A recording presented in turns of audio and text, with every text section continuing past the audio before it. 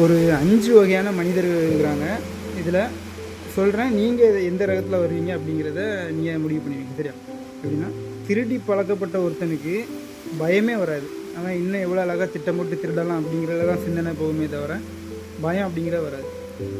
ஏமாந்து பழகினவனுக்கு அழுகே வராது. ஏன்னா 10 டைம் அவன் ஏமாறும் போதே அவனுடைய முழு கண்ணீரும் போயிடும். அதுக்கப்புறம் எங்கே அழுக வர்றதுக்கு? அப்புறம் பொய் பேசி பழக்கப்பட்ட ஒருத்தனுக்கு வாயில் உண்மையே வராது.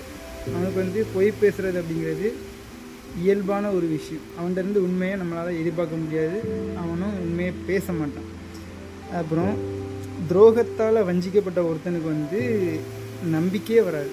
ஏன்னா அவன் டைம் துரோகத்தால் வஞ்சிக்கப்படக்கூடிய சமயமே அவனோட முழு நம்பிக்கையும் உடஞ்சி தூள் தூளாக போயிடும். அப்புறம் அவன் எப்படி அடுத்தவனை நம்புவான்? அப்புறம் நல்லவனுக்கு இது எதுவுமே வராது. ஏன்னா இந்த சமுதாயம் அவனை நல்லவங்கிற ஒரு அந்தஸ்திலே வச்சுருக்கோம். அதிலேருந்து அவன் வெளியே வரமாட்டான். இதில் நீங்கள் எந்த மாதிரிப்பட்ட ரகம் அப்படிங்கிறத உங்கள் மனசுக்குள்ளே யோசித்து பாருங்கள்.